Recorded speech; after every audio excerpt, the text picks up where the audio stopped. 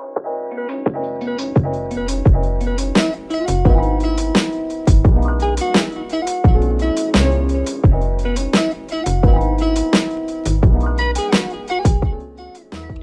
video kali ini kita akan belajar cara untuk membuat tugas atau memberikan assignment kepada mahasiswa agar kita dapat memberikan interaksi untuk mahasiswa dalam pengayaan terhadap materi yang sudah dipelajari. Baik, pada kali ini pastikan seperti biasa bahwa mode ubah harus selalu aktif atau turn editing on. Kemudian kita tentukan mau di mana atau pada topik apa kita mau meletakkan tugasnya. Nah, pada kasus ini saya sudah menyiapkan satu topik dengan nama tugas untuk saya masukkan assignment atau tugas pada bagian ini.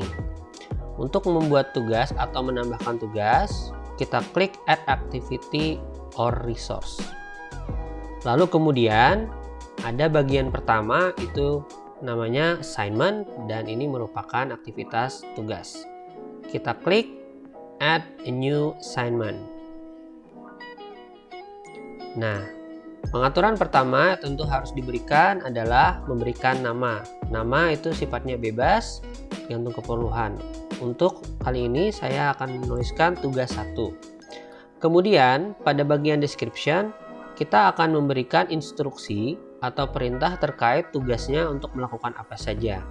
Jadi misalnya membuat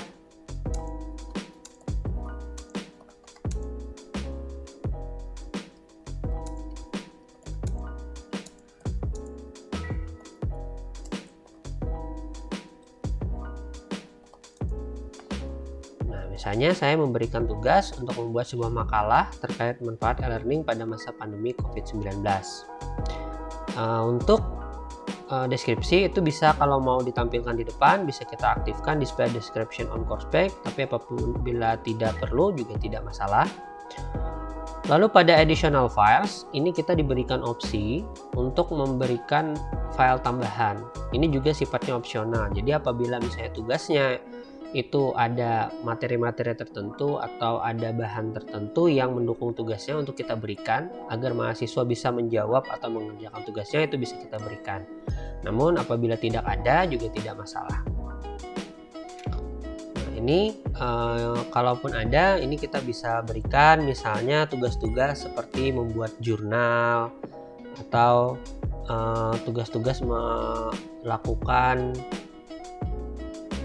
review terhadap sebuah makalah atau tulisan atau skripsi dan lain-lain. Jadi kita bisa berikan misalnya file PDF atau yang lainnya. Oke, misalnya saya contohkan saja di sini. Saya akan memberikan tambahan file PDF, lalu saya upload. Sekali lagi untuk additional file ini tidak wajib untuk diisi. Kemudian kita akan beralih ke bagian bawah. Di sini ada pengaturan waktu atau availability. Nah, pengaturan yang pertama adalah allow submission from. Ini merupakan pengaturan tanggal dan jam kapan mahasiswa tersebut sudah boleh untuk mengumpulkan tugasnya di halaman e-learning ini. Karena apabila sebelum jamnya atau tanggalnya dibuka, maka mahasiswa masih belum bisa melakukan pengumpulan tugas. Oke, misalnya kita atur saja waktunya misalnya 13 Desember pukul 10.00. Seperti itu. Lalu kemudian yang perlu diatur selanjutnya adalah batas waktu atau tenggang waktunya. Untuk tenggang waktu di sini sendiri ada dua jenis, ada yang due date dan ada cut off date. Dua-duanya merupakan batas akhir waktu, namun ada perbedaan. Untuk due date, apabila waktunya sudah tercapai, mahasiswa masih dibolehkan apabila mengirimkan terlambat atau lewat pada tanggal tersebut. Namun apabila yang kita aktifkan adalah cut off date, itu nanti apabila waktunya sudah tercapai, maka mahasiswa sudah tidak bisa lagi untuk mengumpulkan setelah tanggal dan waktunya itu tercapai. Nah, untuk mengubah penggunaan apakah mau diaktifkan due date atau yang cut off date atau bahkan dua-duanya, itu tinggal diaktifkan centang enable yang ada di bagian kanan. Misalnya pada contoh ini saya akan memberikan tenggat waktu 20 Desember pukul 10.00. Namun akan saya izinkan beberapa mahasiswa apabila mengirimkan terlambat. Misalnya sampai tanggal 23 pukul 10.00. Nah, seperti itu. Dengan pengaturan seperti ini, berarti nanti mahasiswa itu akan mengirimkan mulai tanggal 13 hingga tanggal 20, maka dinyatakan mengumpul tepat waktu. Namun apabila dia terlambat, setelah tanggal 20 pukul 10 ini, mahasiswa masih bisa mengirimkan, namun nanti akan ada keterangan bahwa dia terlambat. Nanti kita bisa mempertimbangkan apakah ada pengurangan nilai atau semacamnya. Nah, sekali lagi ini boleh diaktifkan, boleh juga tidak. Ini bisa kita tidak aktifkan, misalnya kita hanya mau adanya awal pengiriman sama akhir, dan setelah itu tidak ada lagi keterlambatan. Nah, bisa saja enable untuk due date kita nonaktifkan. Kurang lebih seperti itu. Dan kemudian ada remind me to grade by. Ini fungsinya adalah untuk sebagai reminder kepada kita atau dosen pengampu untuk melakukan pemeriksaan. Nanti akan muncul notifikasi di bagian atas ini ketika tanggal dan jamnya sudah tercapai. Nah, ini opsional, sekali lagi boleh diaktifkan, boleh tidak. Masuk ke pengaturan selanjutnya, kita diberikan dua pilihan untuk tugas ini. Apakah mahasiswa itu nanti diminta untuk mengirimkan jawaban berupa file atau langsung mengetikkan jawaban berupa online text. Kalau misalnya yang kita pilih adalah file submission, berarti nanti mahasiswa akan mengupload atau mengunggah file bebas, bisa itu berupa Word, Excel, PowerPoint, PDF, dan lain-lain. Lalu diuploadkan ke dalam halaman e-learning dan nanti akan kita periksa terlebih dahulu filenya. Atau bisa juga opsi yang kedua, yaitu online text, di mana berarti mahasiswa itu tidak mengupload file tapi langsung mengetik jawabannya pada halaman e-learning. Untuk ini disesuaikan saja sesuai dengan keperluan Bapak Ibu. Misalnya untuk kasus ini, apabila online text, ini ada pengaturan tambahan, yaitu untuk mengaturkan word limit.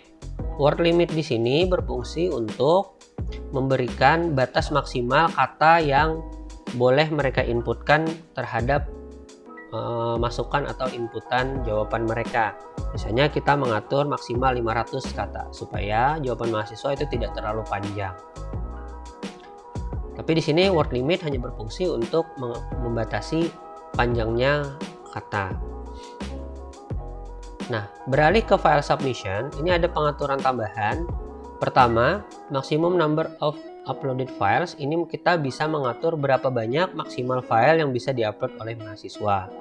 Biasanya, kalau saya cukup satu saja, tapi nanti ini disesuaikan dengan kebutuhan Bapak Ibu.